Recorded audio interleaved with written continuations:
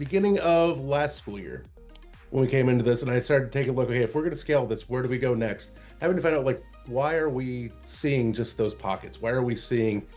Why are we stuck? Where are we going to have trouble scaling?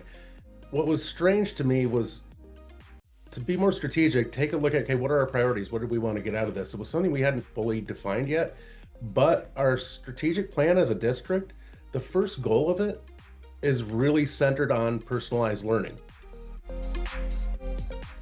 Where we were really stuck was people want to know, what does this look like? What does personalized learning look like? And I'm sure everyone here has heard that a million times.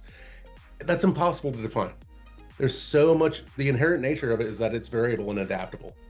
And it's not a curriculum, it's not a step-by-step process. What it really boils down to is a culture shift in my mind.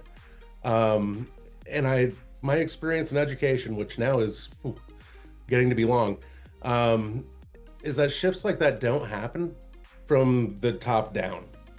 They only happen from the ground up. But we began breaking it down into, what does it look like? What would this look like across the spectrum, all the way from like in a student-centered, like a teacher-centered classroom, very traditional, to moving towards implementation, get full implementation with, like, learner-driven practices. What does that look like? This was really hard to do. And I don't know how exactly. I've got to keep looking back, because we're laughing at some of this stuff now that it's over a year later since we really started working with this.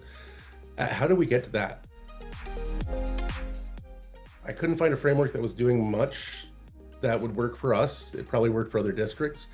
I couldn't find something that was just defining, like, what does this look like and what are the next steps you could take?